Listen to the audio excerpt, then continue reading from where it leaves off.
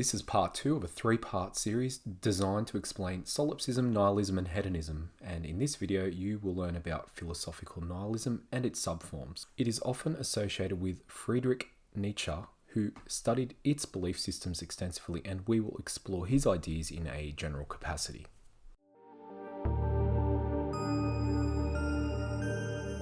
Nihilism is pessimistic at its core, therefore identifying it and understanding it is important to avoid being sucked into its destructive void-like patterns of thought.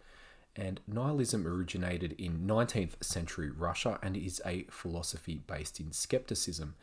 It is the belief that values are baseless and nothing can be known or communicated. The word is derived from the Latin nil, meaning nothing, diddly squat nada. It is apparent in the word annihilate, which means, as you probably know, to reduce to nothing or destroy utterly.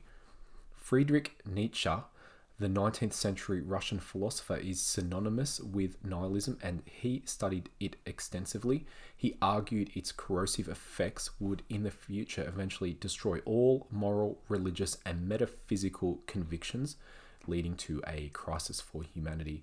And you fast forward to now, and it's hard to argue against that. Humanity's current predicament, moral decay, and lack of principles contributes to chaos right here and now. It is a key indicator of how a significant portion of the population either knowingly or unknowingly subscribe to this point of view. A simple glance around you, and it's unfortunately clear the majority just do not care. Nihilism becomes almost contagious. Why bother at all? It takes personal work, development of core principles, and preservation of truth to evolve and not be destroyed. Nietzsche, in his writings, expressed some optimism for humanity and supposedly was opposed to nihilism, but he himself self-identified with some of its tenets, for example, rejecting objective truth. Early philosophical seeds of nihilistic thought can be found within ancient Greek skepticism. A historical quote by Demosthenes is often cited and referenced in philosophical ponderings related to subjective and objective truth. Demosthenes was a statesman of Athens and arguably the greatest of public speakers. It must be noted that Demosthenes himself did not subscribe to skeptic philosophy. He observed that his countrymen exhibited flaws as part of the human condition.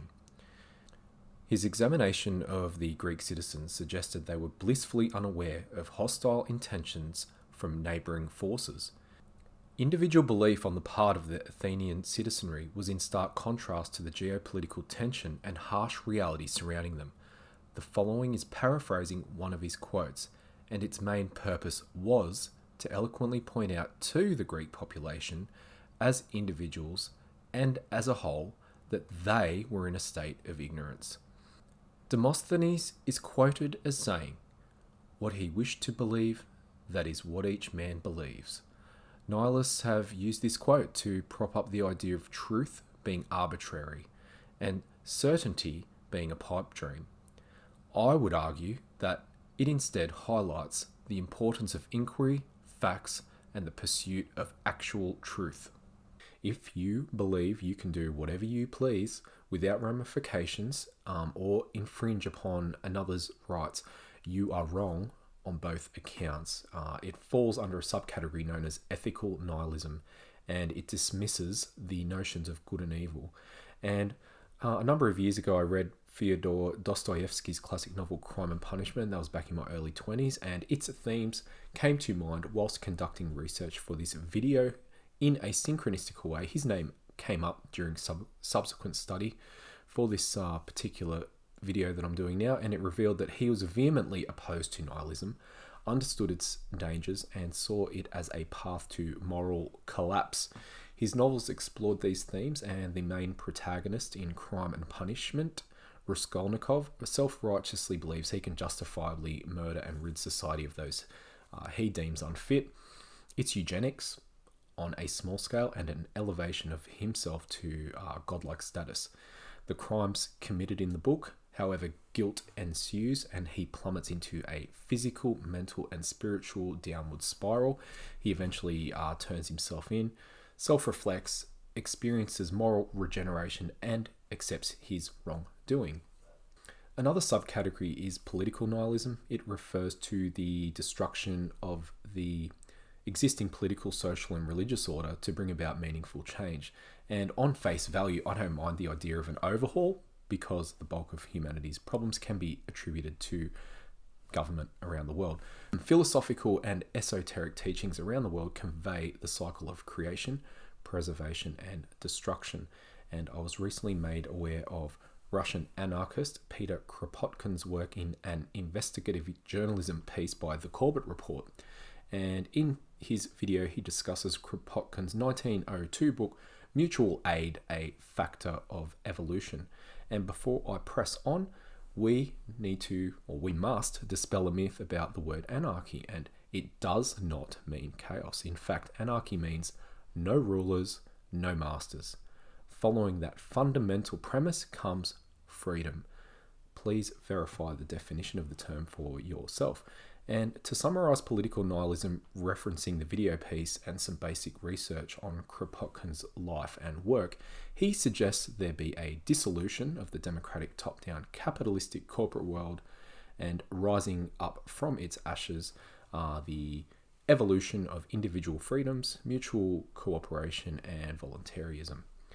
Phoenix symbology came to mind, and these cycles or revolutions, albeit on a different level, are explored extensively in a historical capacity by impassioned researcher Jason Baudrillard. I've seen several of his videos and interviews, and in doing so, I was led to read Simulacra and Simulation by Jean Baudrillard, and he was a French sociologist and philosopher who released his book in the same year I entered the Matrix, back in 1981.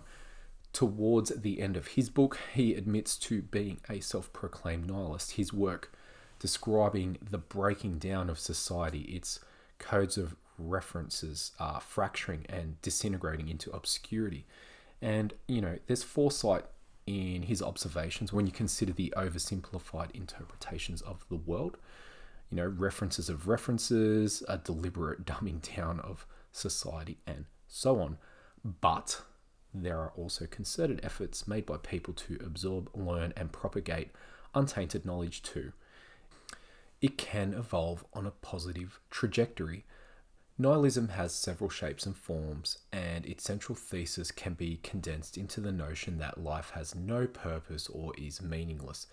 It deliberately ignores the rich tapestry of life, a kaleidoscope of colour, shape, form, and interconnectedness. As a species and as individuals, we need to ignite our imaginations, preserve what is truly good, and together grow from there.